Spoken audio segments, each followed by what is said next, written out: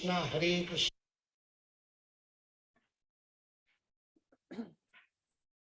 Hare Krishna Prabhus and Matajis. My name is Deepika and I will be your host for today. Please accept my humble obeisances. All glories to His Divine Grace, A.C. Bhaktivedanta Srila Prabhupada. Before we start the session, please allow me to recite the Mangla Charanam.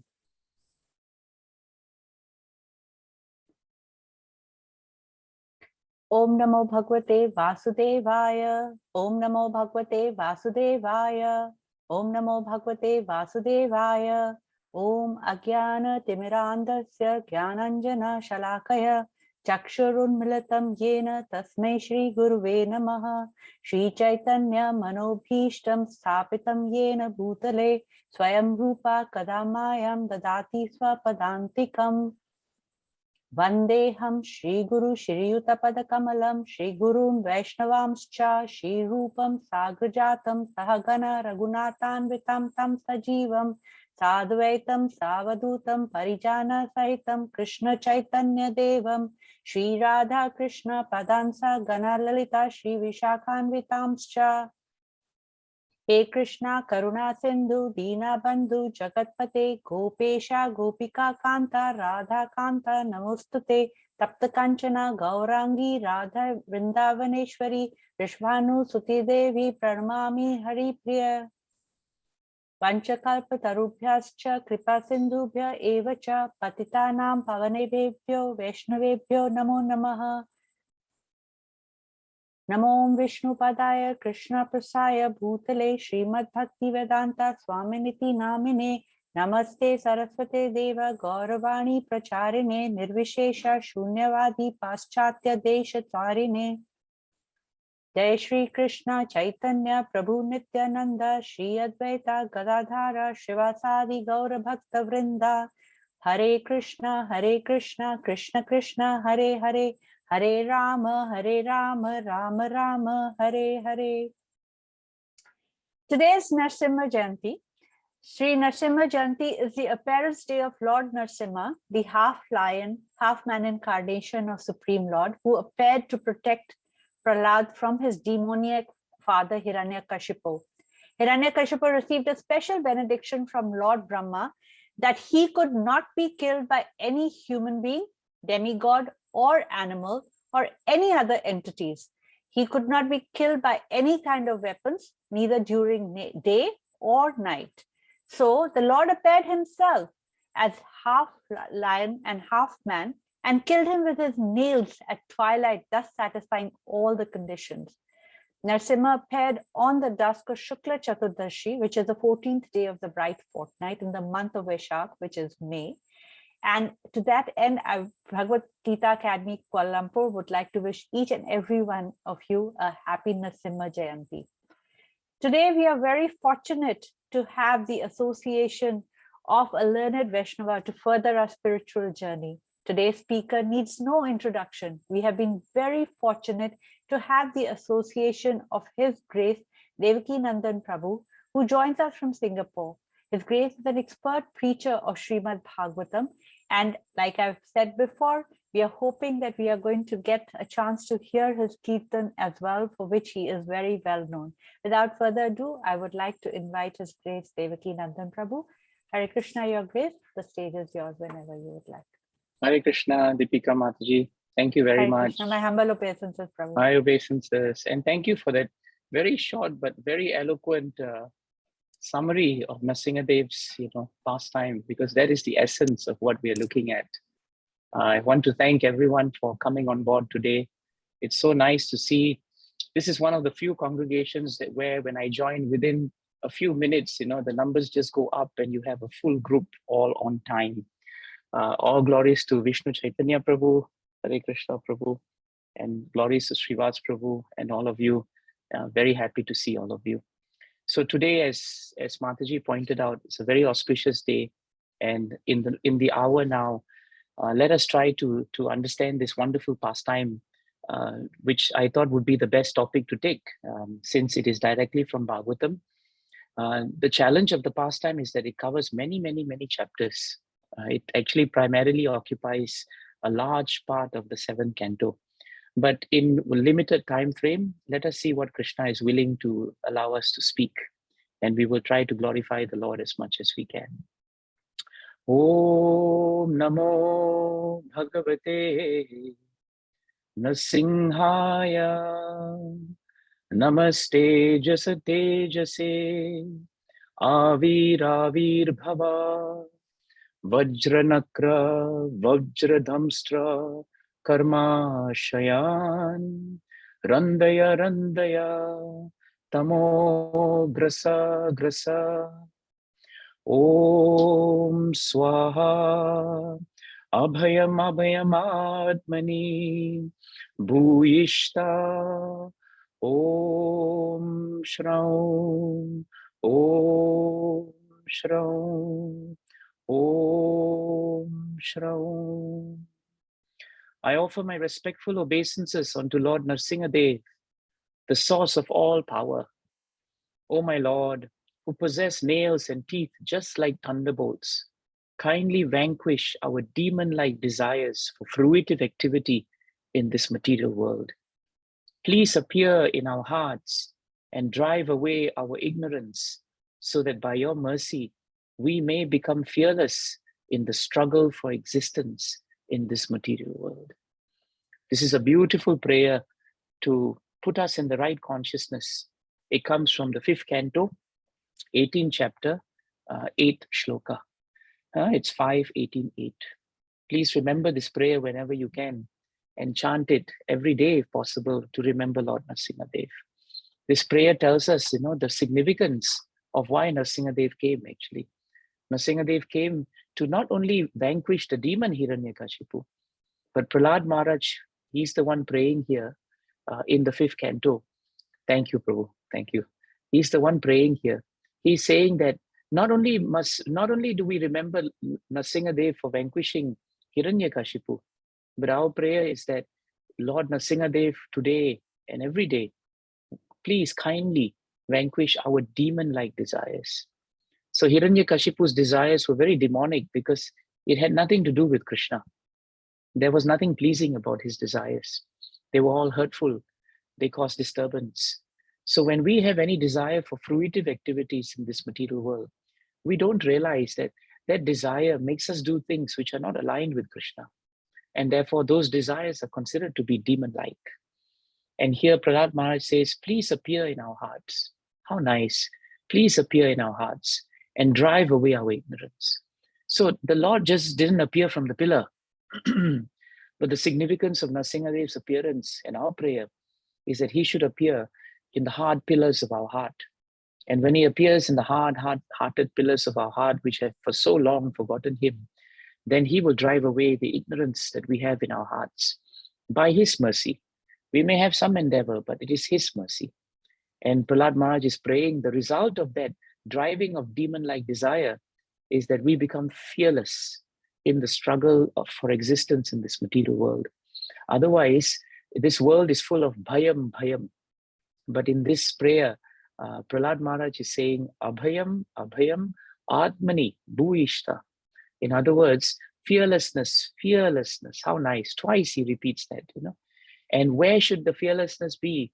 It should be atmani in my mind, right? And bhuishtaha, may you appear. So this is the important thing. And this is the seed mantra that we pray on Narsingadev's appearance. So please remember this. It's very nice to chant, very easy to chant. In fact, your homework for the whole of today should be just spend the day remembering this mantra and you will become so happy. And when you have time, read the purport. It's super excellent purport. So this pastime of Lord Narsingadev is premised on one very important point that Krishna says in Bhagavad Gita 4:8. You all know the verse. Paritranaya sadhunam vinashaya cha duskritam dharma samsthapanarthaya sambhavami yuge yuge. Krishna declares to Arjuna that millennium after millennium, I myself will appear and I deliver the pious and I annihilate the miscreants. So let us not mistake that Krishna's first and foremost reason for coming is not to annihilate, it is to deliver. Annihilate means Hiranyakashipu must be so great that he can invoke the Lord's presence. No, the Lord came because of Prahlad Maharaj. The Lord came to protect his devotees in Vrindavan, not to kill the demons. Killing the demons was only a byproduct of his protection of his devotees. If he could protect the devotees and the demons were not there, not to be killed, the Lord would also appear. That's a very important point. Chaitanya Mahaprabhu did not come into this world to kill demons, because if he did that, he'd be killing all of us. But he came here to deliver us, to deliver us. That's very important. And the same point is stated by Shukadev Goswami in 2nd canto, 4th chapter, 13th verse. And there Shukadev Goswami says, Bhuyo namatsad vrijane chide asatam asambhavaya akhila sattva murtaye pumsam punaha paramaham syamashrame vyavasthitanam anumrigyadashuse. There he so nicely chants, that I offer my respectful obeisances unto that form of complete existence and transcendence. Krishna is the liberator of the pious devotees, and he liberates them from what? From the distresses of this world. He also liberates them, right, from all the difficulties that we face. Krishna then also destroys whatever advances of atheistic temperaments in the non-devotee demons. And mind you, after we have chanted the prayer that we chanted in 5:18:8, I think you now know that the non-devotee demons can also refer to parts of our hearts. Even though we are trying to be devotees, there are non-devotee demons in our hearts. They come in the form of unwanted anarthas and desires. And so when Krishna comes, as Shukadev Goswami says here, he's coming to check that atheistic temperament in us. We have so much of this atheistic temperament. That's why very often in our hearts, if we don't do our sadhana nicely, we don't study Srila Prabhupada's books, it's very easy for us to lose faith in Krishna. So this is a very important point we should remember. So these are the two shlokas that we have to keep in mind as we now move into the beautiful pastime. In this pastime, there are three players. The first main protagonist, of course, is Prahlad Maharaj, the pure devotee. Then there is the great Hiranyakashipu, who is a really colorful personality. And then, of course, the reason why we are all here today is because of the appearance of the Lord who comes in between Hiranyakashipu and Prahlad to protect his devotee. But for us to understand how this pastime came about, we must understand a bit of background. Hiranyakashipu had a brother, Hiranyaksha. You all know that. We have discussed Hiranyaksha's pastimes also. Hiranyaksha was slain by the Lord in his form as Lord Varaha. If you remember, he was causing so much disturbance and he was trying to harass Bhumi Devi also. But the Lord very, very easily defeated him. When news of Hiranyaksha's death came, Hiranyakashipu, who was the twin brother of Hiranyaksha, he felt very pained. And he blamed the Supreme Lord, whom he thought had sided with the Devas. And therefore he blamed he blamed Krishna for the death of Hiranyaksha. So when he came back, he had to face Hiranyaksha's family, Hiranyaksha's wife and his children. He had to face his own mother, Diti, who was so pained that her son had just lost his life. So Hiranyakashipu spends an entire chapter in Srimad Bhagavatam where he begins to preach Bhagavatam philosophy. Yes, I said it right. He speaks and preaches Bhagavatam philosophy to all his relatives. Filled with pain and pity for them, he then promised them one thing first. He told everyone, including the demons and the kingdom, I will sever Lord Vishnu's head from his body by my trident. And with the profuse blood that will be coming from his body, I shall please my brother Hiranyaksha. Why? Because Hiranyaksha was very fond of sucking and drinking blood. Only in that way, Hiranyakashipu says, well, will I become peaceful? Imagine if we were to attain peace by violence, will that really be peace? How much demonic must be that mentality? The great demon then ordered all his kinsmen, when they were all assembled, he said, now go out into the world, kill, right? Terrorize people, cause disturbances, destroy innocent lives, stop the sacrifices, destroy and disrupt the yajnas of the devas, so that eventually the entire world must perish. So doing that and saying that, he unleashed a force of demons across the world. These demons set fires to the cities. These demons disturbed, plundered, killed, and tortured innocent people.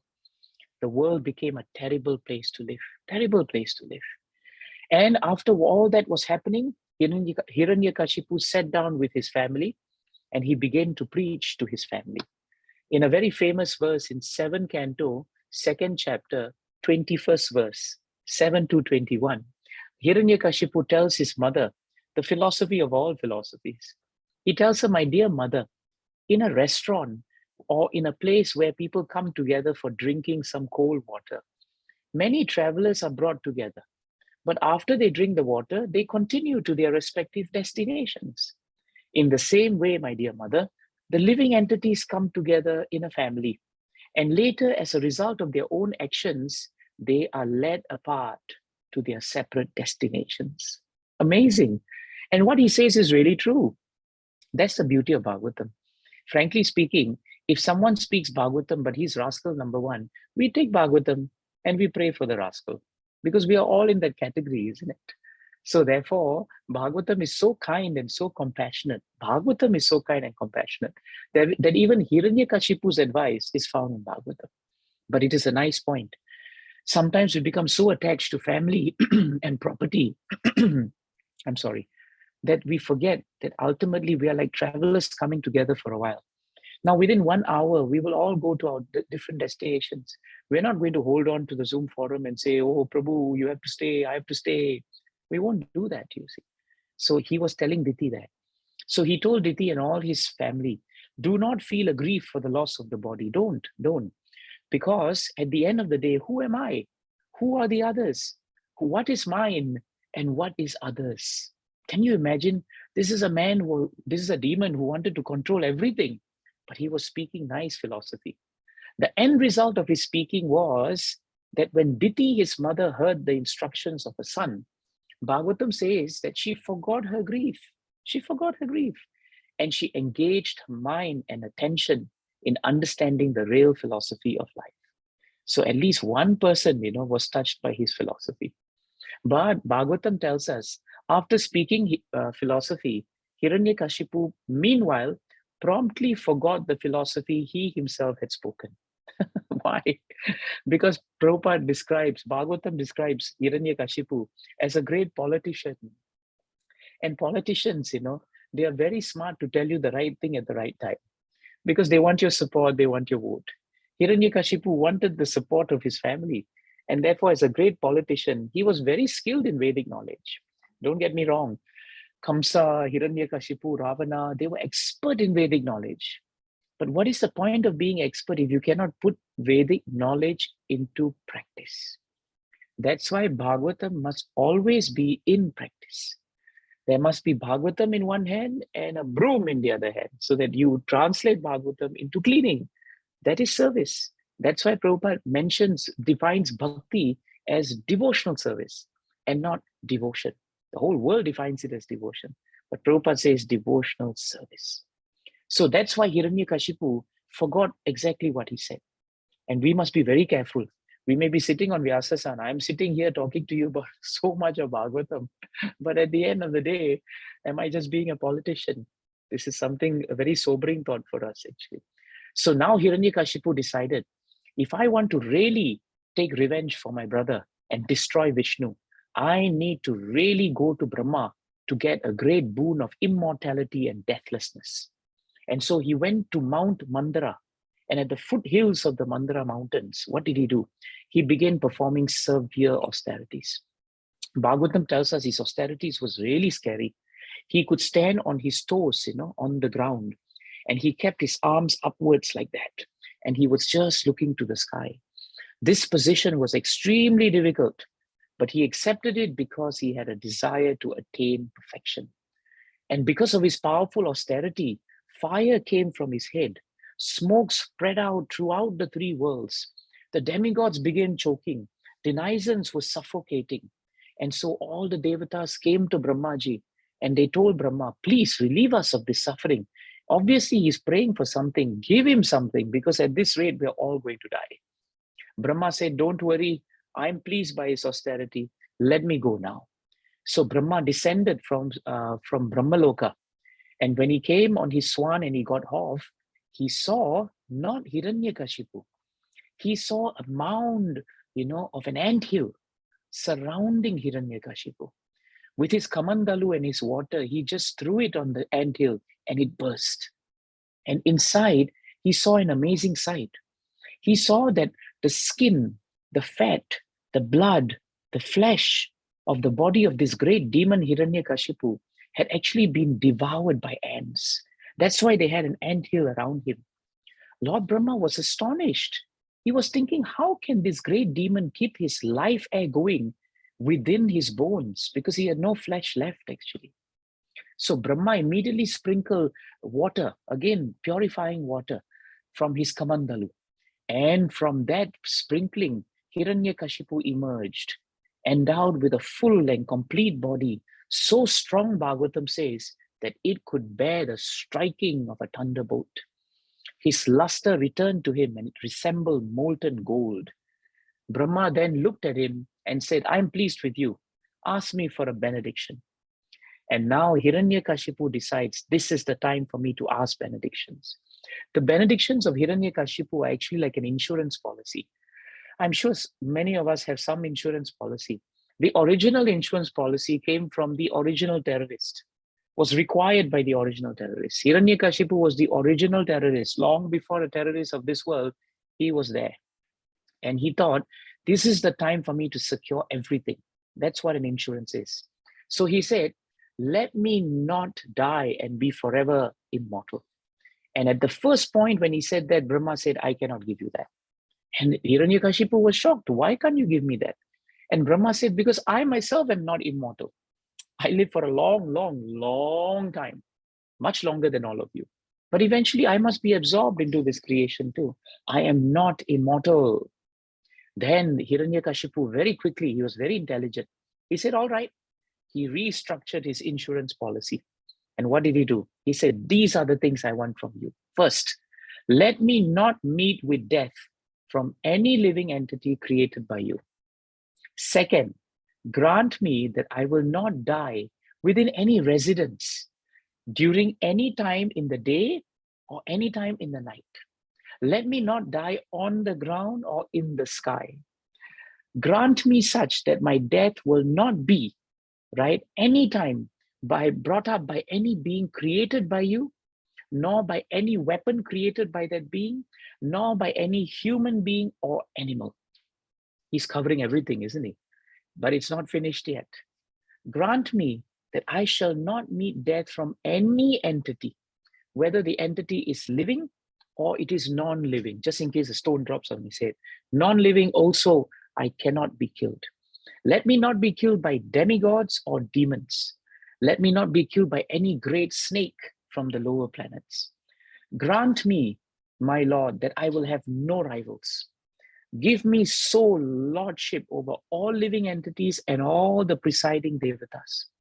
Give me all the glories that are obtained from that position.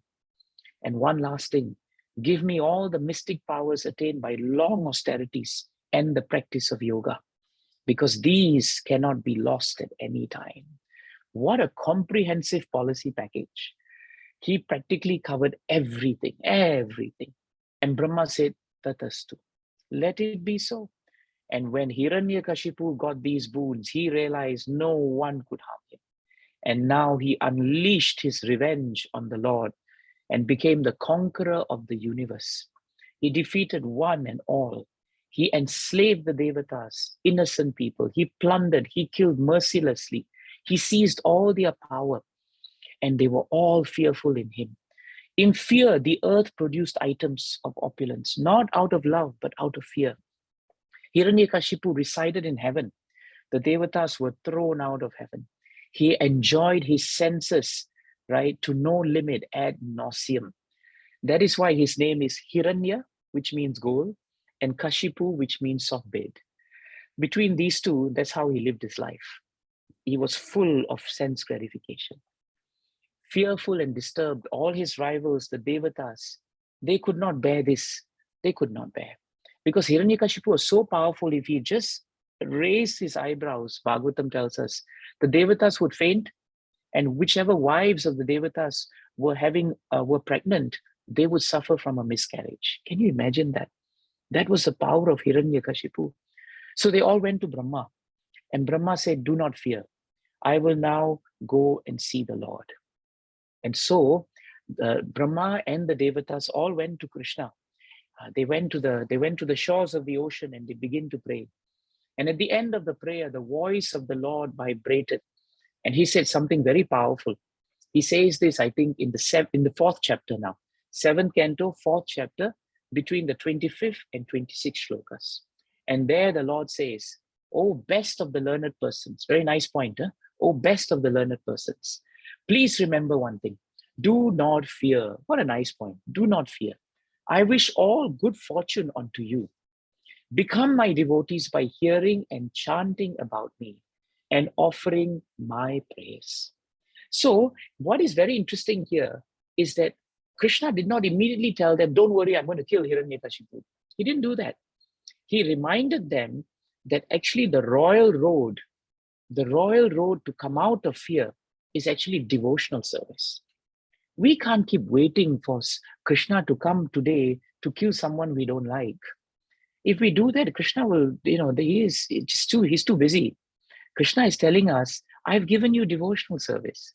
Devotional service will stop these demon-like desires." And that's why he told the Devatas, "Do not fear. I'm wishing you all good fortune. You first become my devotees." That is what we should do first. Then you chant and hear about me. And then you offer me prayers. Because these will award you benedictions. And now he says, "I know all about the activities of Hiranyakashipu. Don't worry. I will stop him very soon. In the meantime, please wait patiently." Patience is such an important prerequisite, Prabhus and Matajis, in our devotional life. It can be the difference between an advanced devotee who has faith and a struggling devotee who's losing faith. And now, Krishna tells a very important point.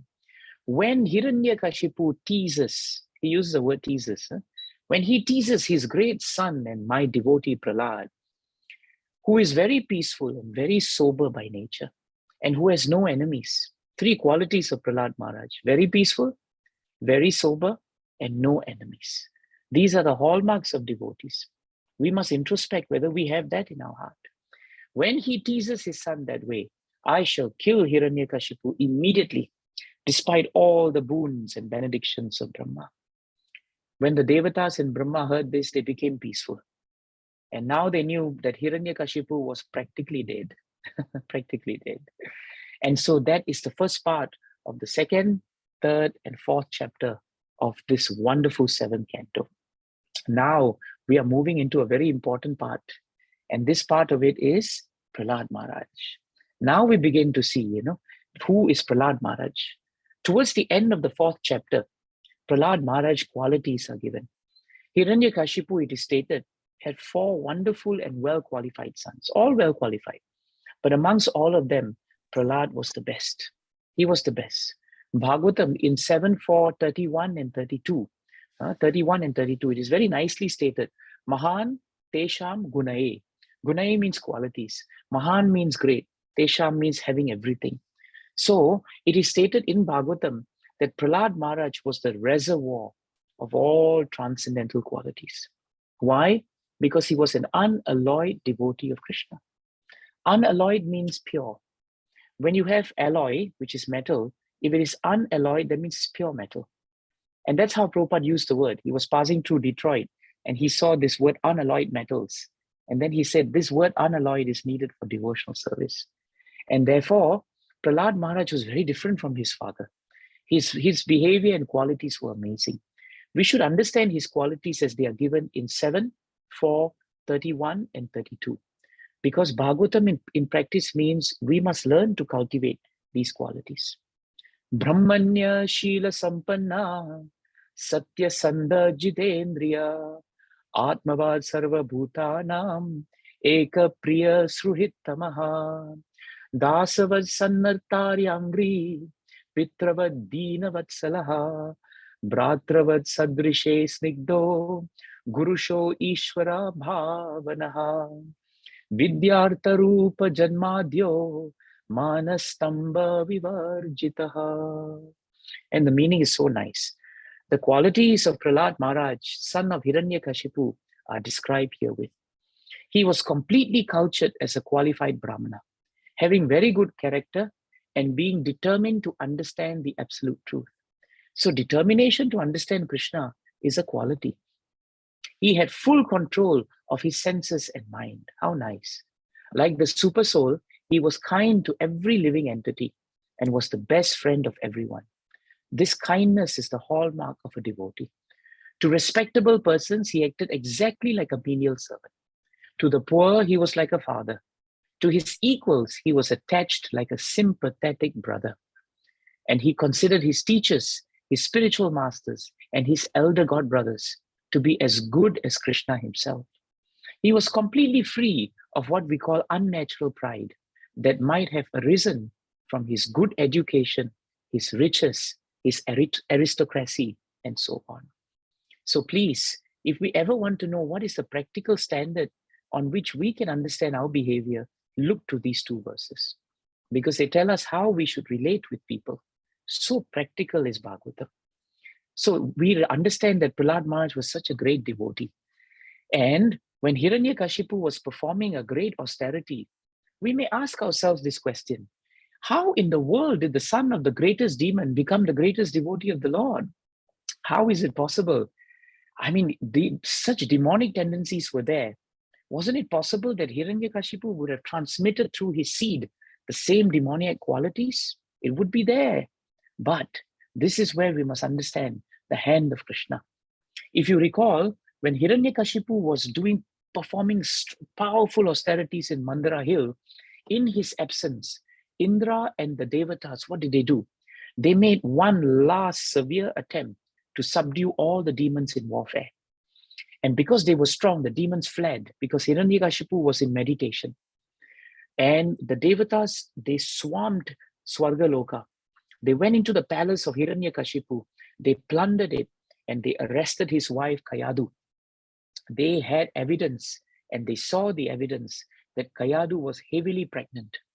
And they knew that in the womb of a queen like her would reside the seed of another great demon. Can you imagine? Hiranyakashipu was such a demon. How much must his son become? They thought better to kill the child to exterminate Hiranyakashipu's race once and for all. At that point of time, just when they were about to catch Kayadu, wonderfully Narada Muni stepped in. And you all know Narada Muni is par excellence devotee of the Lord. He stopped the Devatas and said, stop.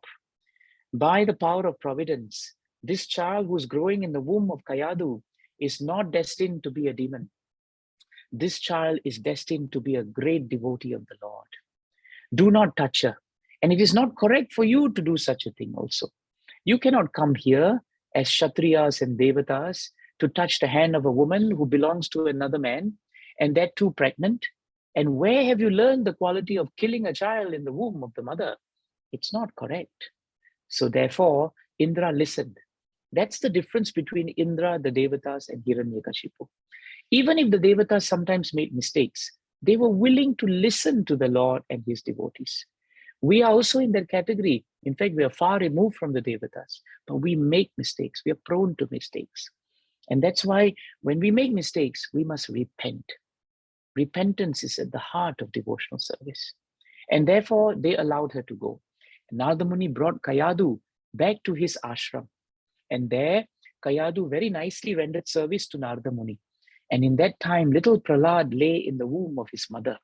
And Narada Muni daily, he delivered instructions from Bhagavatam to little Prahlad, unborn Prahlad, and his mother.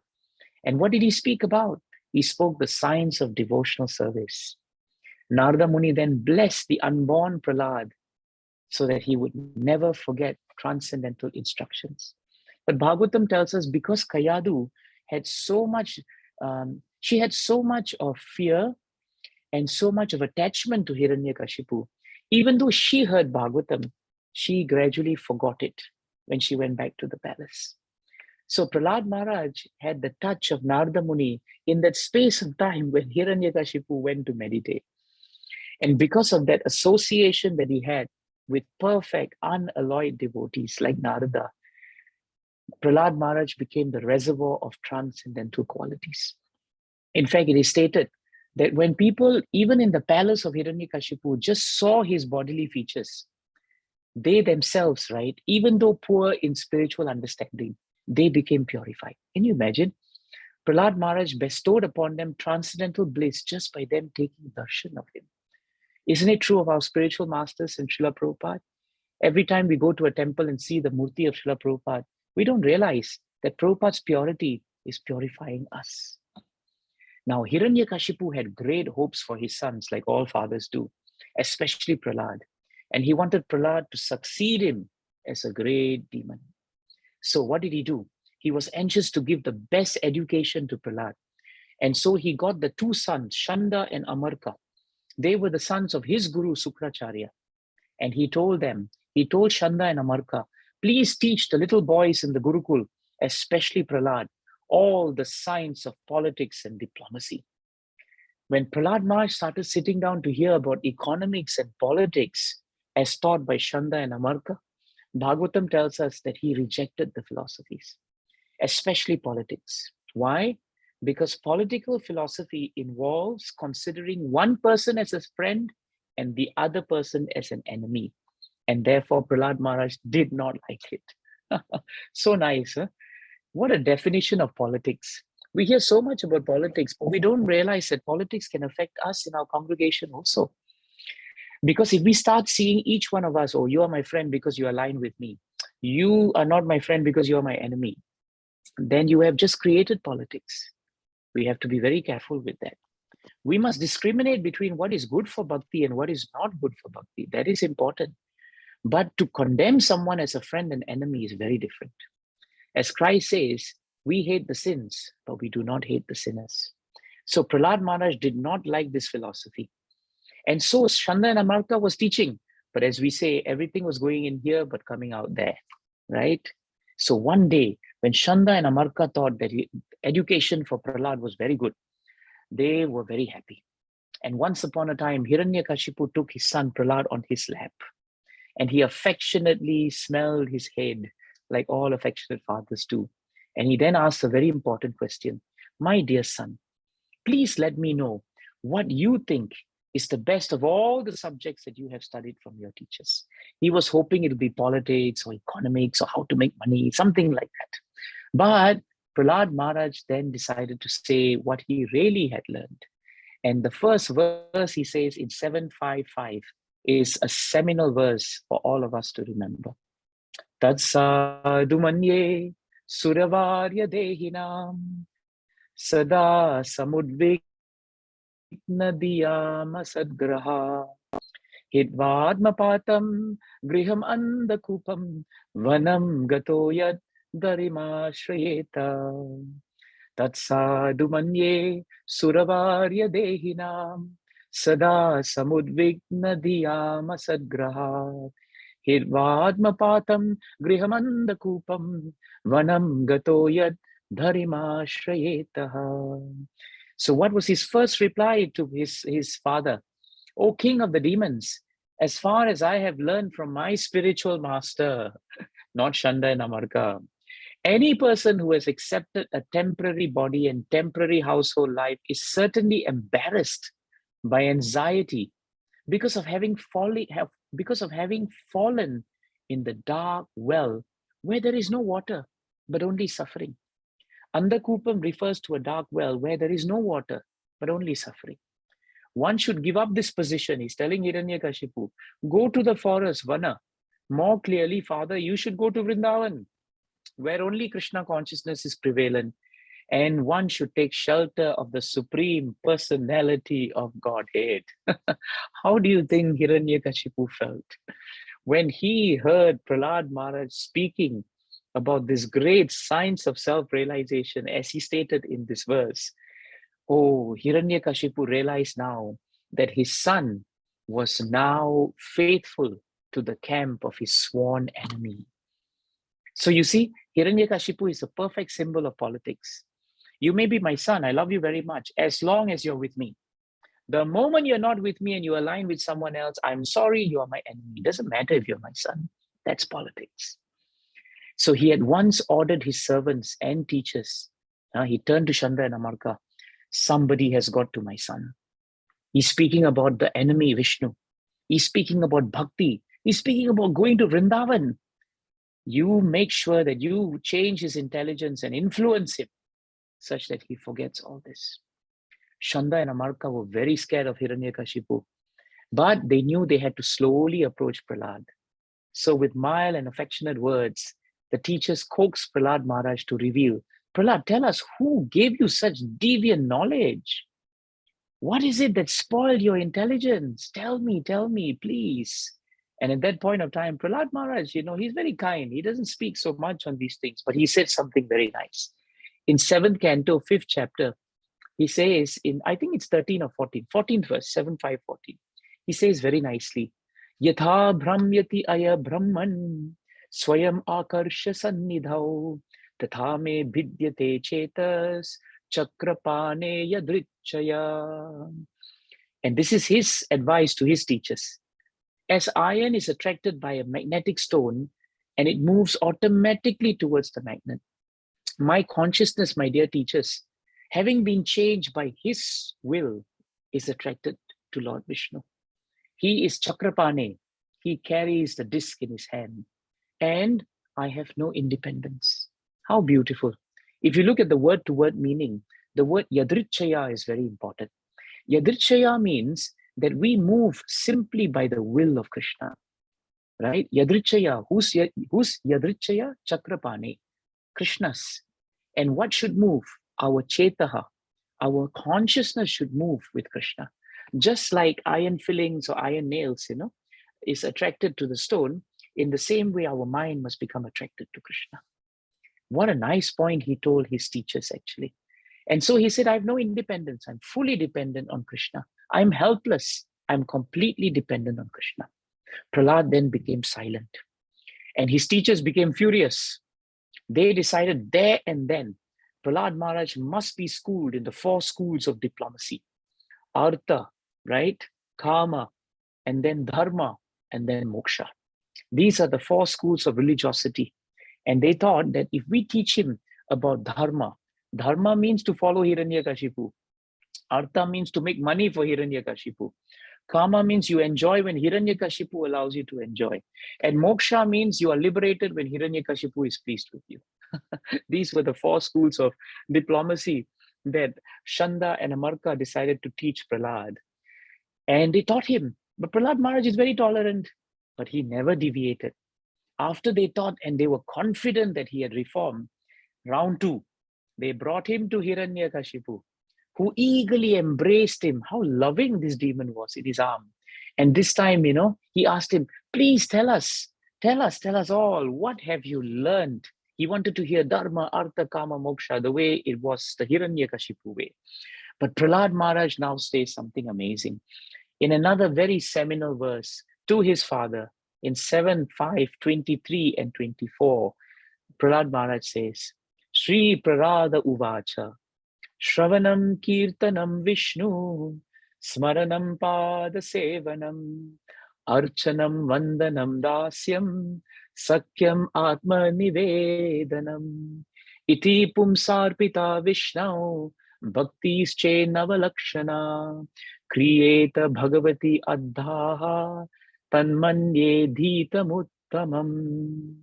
And now he tells to his father, and this is something he's telling to all of us, hearing and chanting about the transcendental holy name, form, qualities, paraphernalia, and pastimes of Lord Vishnu, remembering them, serving the lotus feet of the Lord, offering prayers to the Lord, becoming his servant, considering the Lord one's best friend, surrendering everything to him. In other words, serving him with the body, with the mind, with the words. My dear Father, these 9 processes are accepted as pure devotional service. One who has dedicated his life to the service of Krishna through these 9 methods, he should be accepted to be the most learned person, for he has actually acquired knowledge. How do you think Hiranyakashipu felt. But this is such an important instruction of Prahlad Maharaj. Prahlad Maharaj is telling his father that whatever you are teaching me, they have no value because they do not make me a learned person. A learned person, my dear father, is defined when he adopts all the 9 devotional processes which are meant to glorify Krishna. And if you adopt this also, my dear father, then you are understood to be learned, because this is the sum and substance of all complete knowledge. Unfortunately, Prahlad Maharaj was very, very, very advanced. But Hiranyakashipu, when he heard the pure science of devotional service being spoken by his very son, he became angry. Do you know who he became angry with? Not Prahlad first. He turned to Shanda and Amarka. Now, before this, if you read the Sanskrit verses, you find that he was addressing Shanda and Amarka in very respectful tones, calling them brahmanas, speaking to them very nicely. But now when he saw that his son Prahlad had been like that, do you know what he did? He turned to them. He did not even call them brahmanas. He called them brahmana bandhu, which means you're actually not brahmanas. You're useless brahmanas. And he blamed them for the nonsense that Prahlad Maharaj had learned. And the word nonsense is translated by Prabhupada. He blamed them. So this shows us one thing about demonic mentality, which is very political. I will love you as long as you are with me. But if you cannot fulfill what I want, then I can also begin to hate you, or I can despise you, or I can cause trouble to you. This is politics.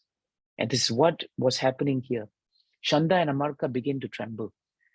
But they replied firmly back. And when they replied to him, right, they were quite firm. They said, my dear Hiranyakashipu, whatever your son said was not taught by us. It wasn't even taught by anyone else. His devotional service is spontaneously coming out, Hiranyakashipu. It's just coming from him. We don't know where it has come from. So we are blameless. Don't blame us. Hiranyakashipu now turned to Prahlad and he said, you rascal, you are the most fallen member of our family. If you have not received this education from your teachers, then where have you gotten this? Tell me where you have gotten this. And Prahlad Maharaj became very calm. He became very calm. He was calm and composed in the face of the terrible anger of the demon. 2 C's we should remember. Whenever we are faced with anger from others, don't retaliate anger with anger. The anger will just escalate between both of you, and you'll end up not even knowing why you're fighting, only that you are angry with each other. Instead, be like Prahlad Maharaj. Prahlad Maharaj, Bhagavatam tells us, he was calm and composed. When you're calm, you'll be composed. When you're composed, you'll be calm. And he said something very nice. He said so beautifully that actually the reason why we are in this difficulty and the reason why, Father, you are also angry is because of uncontrolled senses. And he quotes a very beautiful point, It is in 7th canto, 5th chapter, 30th verse. And you all know this verse. Matirna Krishna parata svatova mito bipadyeta griha bratanam adanta gobir vishatam tamishram punah punascharvita charvananam. Prabhupada quoted the last line very often. Punaha punas charvita charvananam. What does it mean? It means that what is the point of all of us repeatedly chewing that which is already been chewed? Prahlad Maharaj says, my dear father, because of their uncontrolled senses, people who are very addicted to the material life, they make progress not towards spiritual conditions, but to hellish conditions. They repeatedly chew what has already been chewed. And because of that, my dear father, they cannot take up Krishna consciousness. Their desire and inclination to Krishna is never aroused. Either if we give instructions, they don't hear. By their own efforts also, they don't hear. And even if you give them instructions and their own effort, they don't want to come to Krishna. This is a very important point. Very, very important point.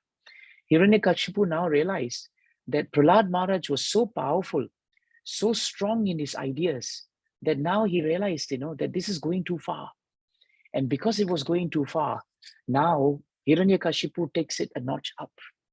When he heard these great transcendental words of wisdom from his own son, he became so enraged that, blinded by anger, he threw Prahlad Maharaj off his lap and threw him onto the ground. He was indignant and angry. His reddish eyes were like molten copper. And he told his servants to take Prahlad Maharaj away and to kill him as soon as possible. Can you imagine? Without even thinking, he decided, just kill this person because he's not with me anymore. He says, this boy Prahlad is the killer of my brother. He is the killer of my brother. Why?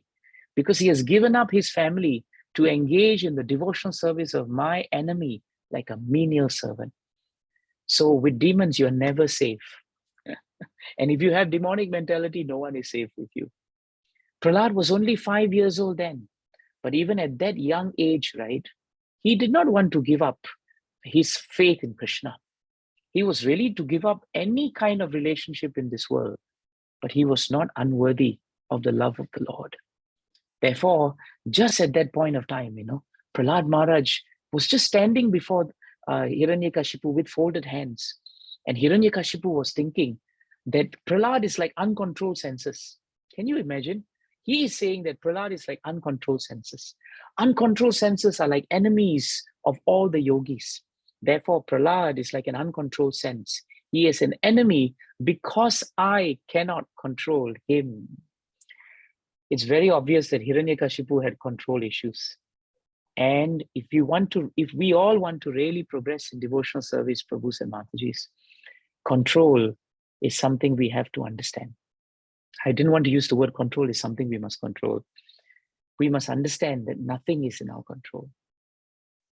Hiranyakashipu, his main reason why he became angry with Prahlad was because he realized he could not control him. And if we think that we can advance in devotional service because we can control things, then we must understand what Prahlad Maharaj says, that we have no control.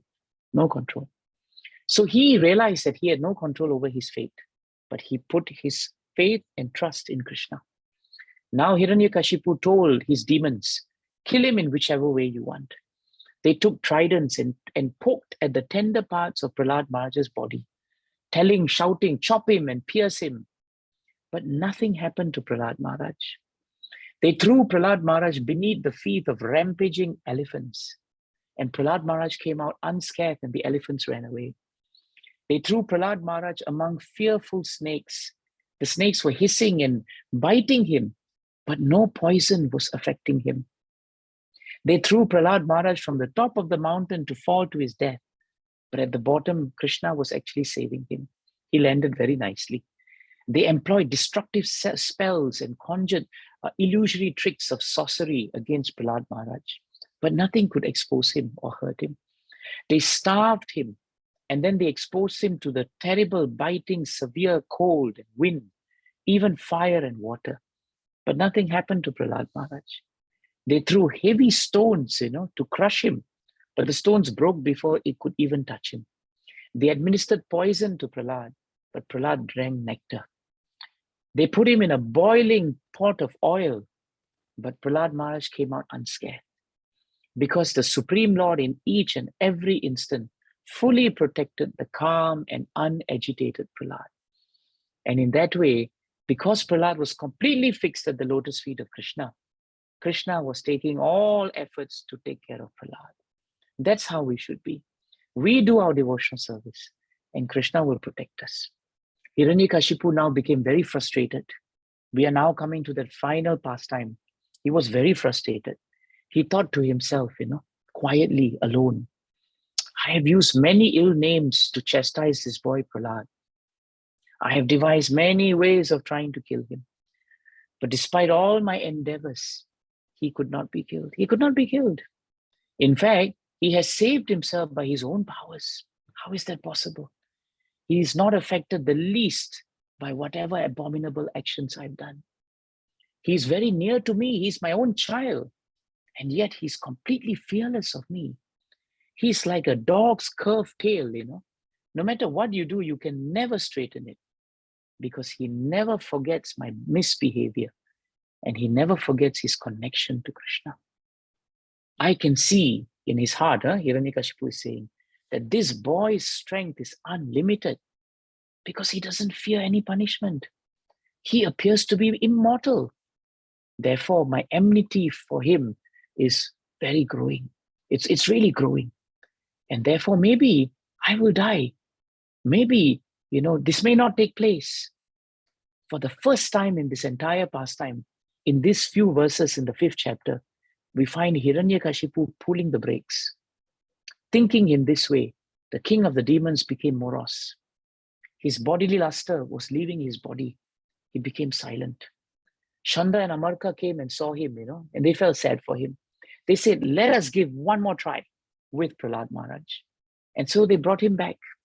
And Prahlad Maharaj once again heard all the principles of material affairs. But when Shanda and Amarka went and they told him to teach his classmates all that he had learned, they unleashed Prahlad Maharaj on his classmates. And Bhagavatam tells us, that because these children were very affectionate, very respectful of Prahlad Maharaj, they were very young and innocent. At that tender age, Prahlad Maharaj taught them all the principles of devotional service. He taught them everything that is so important. And because he taught them all these beautiful points, these demon boys, they ended up doing nice kirtan in the hall where Shanda and Amarka were supposed to teach them. This is the power of the devotional service. One pure devotee, he can change the hearts of so many people. And there are only two things I want to tell you here. In the first point, right, Prahlad Maharaj in 7.6.24, he so nicely tells his demonic classmates, Tasmat sarveshu bhuteshu dayam kuruta sauhridam bhavam asuram unmuchya yaya tushyati adokshajaha. And this is a nice preaching point that he's giving to the classmates. It's for us actually. Therefore, my dear young friends born of demons, please act in such a way that the Supreme Lord, who is beyond the conception of material knowledge, will be satisfied. That's how we should behave.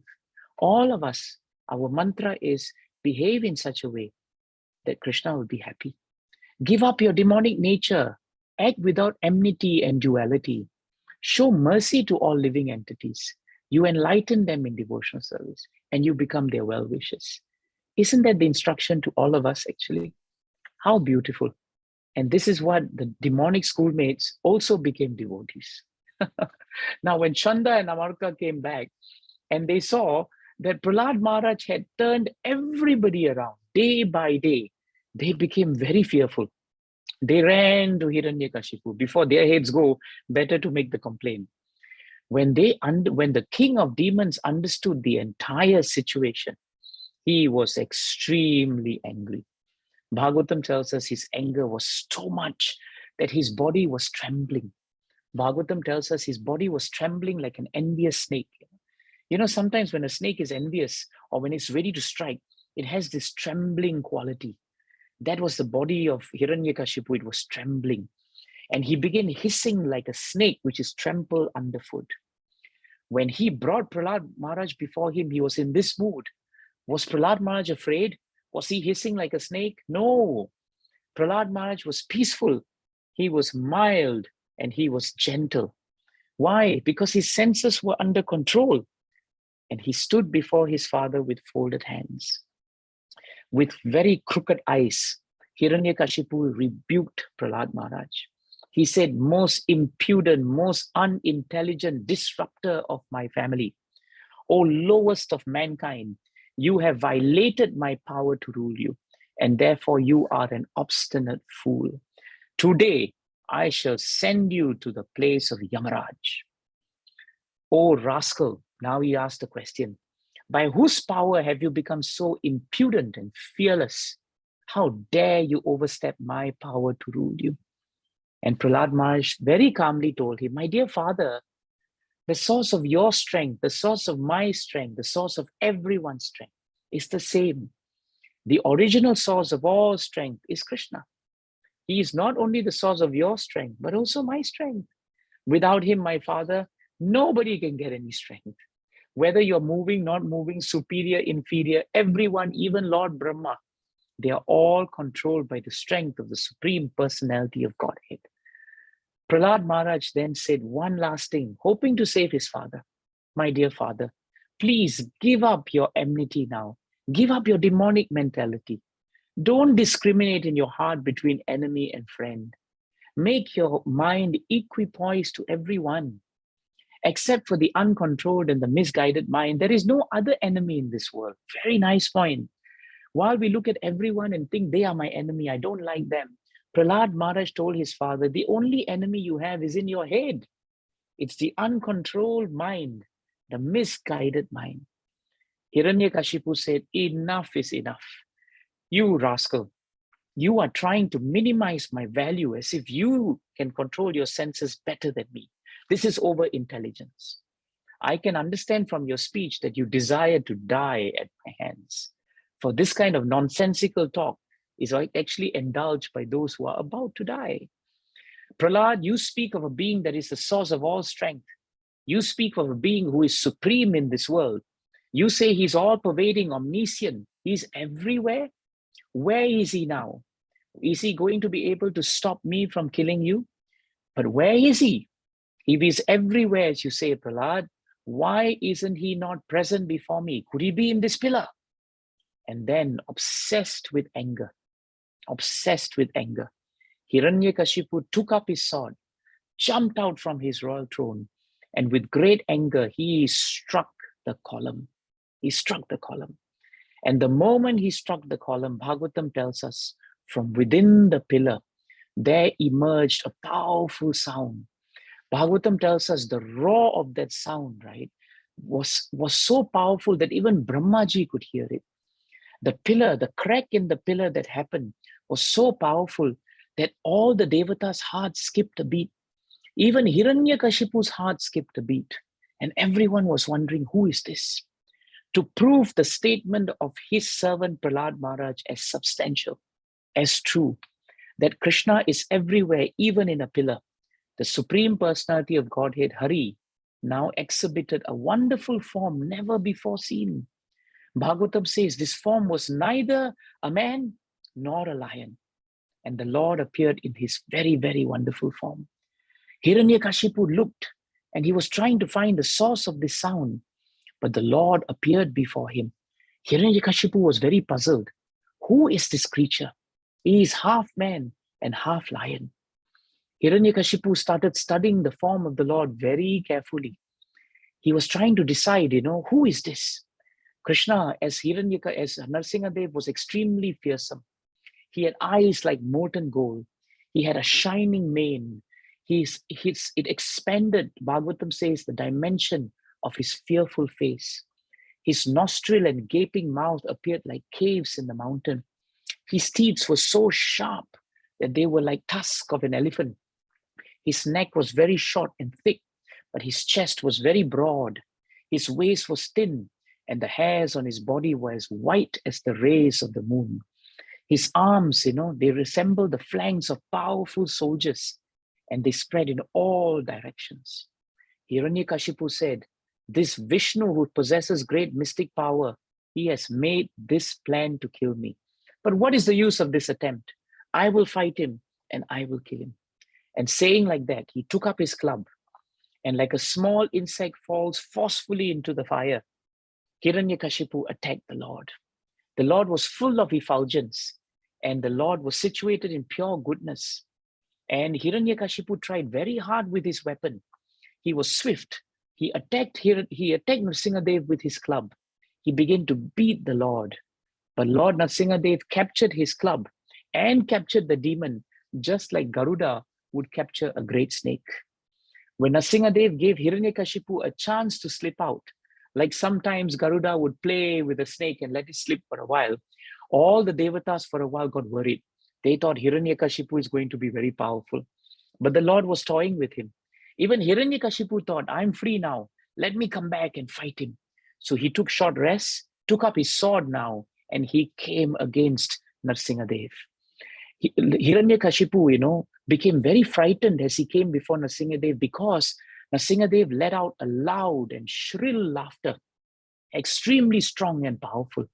It destroyed the heart of Hiranyakashipu, and he captured Hiranyakashipu, and this time he left no gaps at all. What did Krishna do as Lord Narsingadev? At the moment of dusk, which is neither day nor night, Lord Narsingadev captured Hiranyakashipu and brought him to the edge of the door seal, which is neither inside nor outside. And doing that, what did he do? He put him on his lap. He put him on his lap.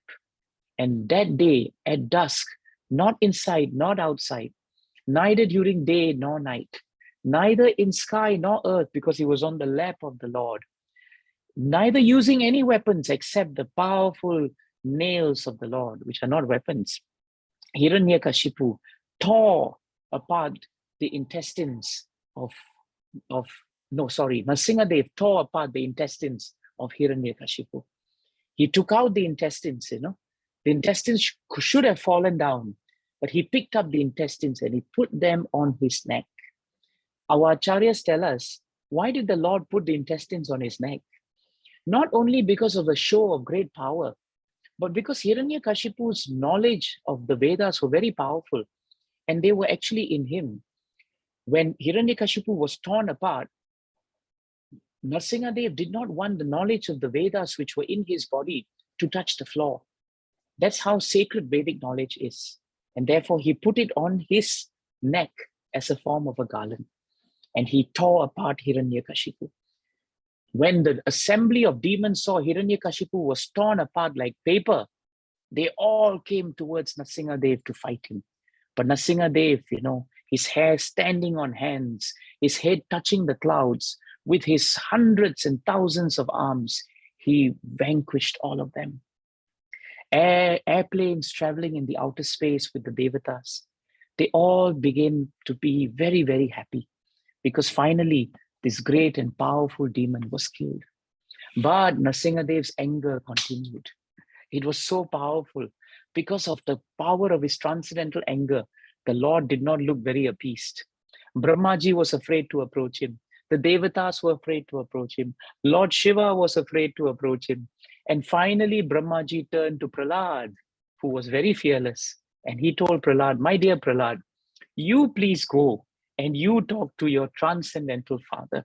Because I think none of us can actually do it, actually. And so Prahlad Maharaj very peacefully obeyed Brahma, took a nice garland, went up to Lord Nrsingadev and garlanded him. And then Prahlad Maharaj started offering beautiful prayers to Lord Nrsingadev. One day we should go through those prayers, because it takes an entire, session to go through the prayers. But when he finished the prayers, Lord Nrsingadev became very happy with him. And he asked him, what boon do you want? And Nrsingadev, when he asked that, he was ready to give anything to Prahlad. But you know what Prahlad said? Prahlad Maharaj said that there is only one boon I want. And that boon is to please deliver my father. I know he's been not very nice, but please deliver him. And when Nrsingadev heard that, he commended and congratulated Prahlad as the greatest of all devotees. He said that, Prahlad, you don't want the kingdom, but you will become the greatest king. You will live many, many, many years here, and then later you will go to the nether worlds, and there you will continue your devotional service. I will always be a soldier, and I will always be there, always giving you protection. But let it never be said that the greatest of my devotees, Prahlad Maharaj, does not possess the greatest of all transcendental qualities. And Prahlad Maharaj was given the benediction by Nrsingadev that despite Hiranyakashipu being such a demonic person, because of the prayer of his pure devotee, the Lord agreed to give and grant that boon, that Hiranyakashipu would be delivered. And you know the pastime of Hiranyakashipu as Giant Vijay. And this is how the Lord also delivered Hiranyakashipu. Thus ends the beautiful pastime of Nrsingadev on the most auspicious appearance of his. The one thing that we can take back today, if I may say so, is that demonic persons always believe that they will live forever. Demonic persons are never aligned with the Lord and always envious of the Lord. Their consciousness is bodily consciousness, not soul consciousness. Hiranyakashipu spoke great philosophy, but because he never put bhagavatam into practice, he could not translate that into action. Prahlad Maharaj did not speak so much bhagavatam, but whatever he spoke was nectar because he practiced it. And that is the essence of devotional service, that we must practice it. Our behavior is the foundation and the illuminating light of what Bhagavatam has taught us. Jai Srila Prabhupada ki, Jai Shla Gurudev ki, Ananta Kodi Vaishnavrinda ki, Jai Lord Narsingadev appearance ki. Sorry, I took a little bit more time, Deepika Mataji, but thank you to all of you for hearing me.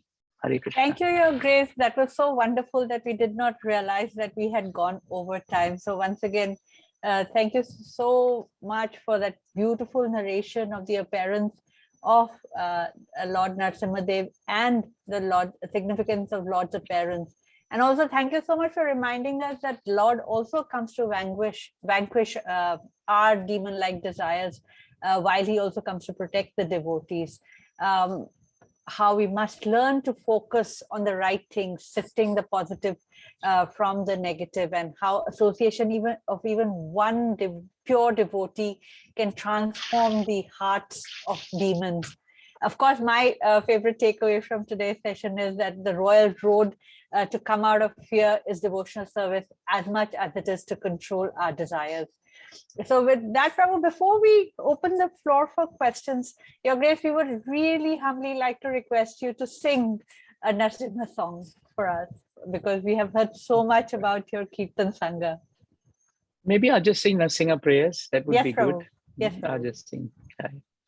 Namaste Narasimhaya Praladadai Hiranyakashi Purvakshaha Silatankanakalai Ito Narsimha Parato Narsimho Yato Yahamitato Narsimha Ito Narsimha Parato Narsimho Yato Yahamitato Narsimha Bahir Narsimha Hridaye Narsimho Bahir Narsimha Hridaye Narsimho Narsimha Madhim Sharanam Prapadye Narsimha Madhim Sharanam Prapadye Tava Kara Kamala Vare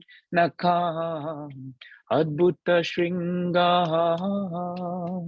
Dalita Hiranyakashipu Tanu Bringam Keshavadrita Narahari Rupa Jai Jagadisha Hare Jaya Jagadisha Hare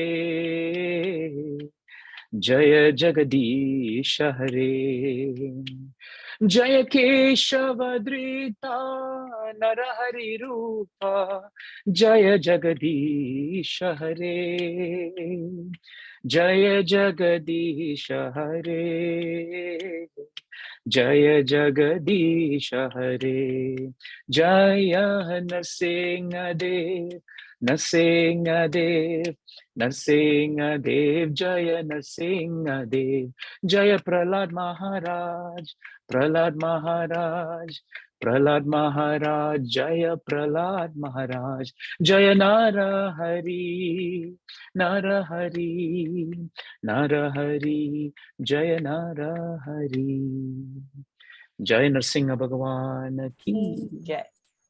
Thank you so much, Prabhu. The floor is now open for questions. Tech team, please assist. If anybody would like to unmute themselves and ask a question, please do go ahead.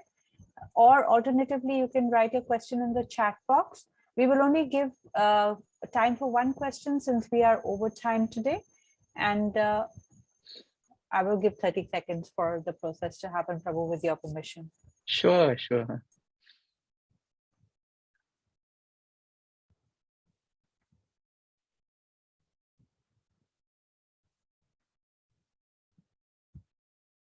Seems, Prabhu, that all of us were too engrossed in the narration to have actually thought of questions today. So I would once again like to humbly thank you for joining us today. And okay, we do have one question, Prabhu. We will take one question as promised. Yeah. For how long did Narsingadev appear? Nice question. Actually, this is the beauty of Krishna.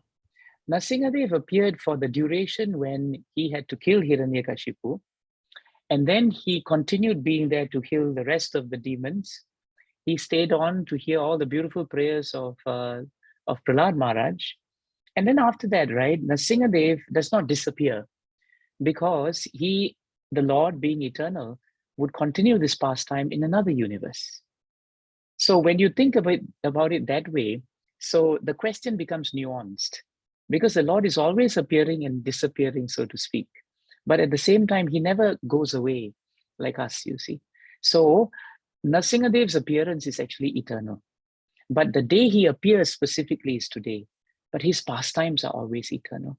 That's why in certain parts of Bhagavatam, like the 5th canto, you find Prahlad Maharaj is speaking about Nrsimhadev there, because in another universe, he has also appeared. And there also Prahlad Maharaj is continuing to remember him. So it's very mind-boggling for us. And that's why Krishna is known as Achintya. Because when we appear and die, that's it. But for the Lord, it is not like that. I hope that's useful. Hare Krishna. Hare Krishna. Thank you, Prabhu. So once again, Prabhu, humbly thank you for being with us, and we hope to have your association soon in the near future.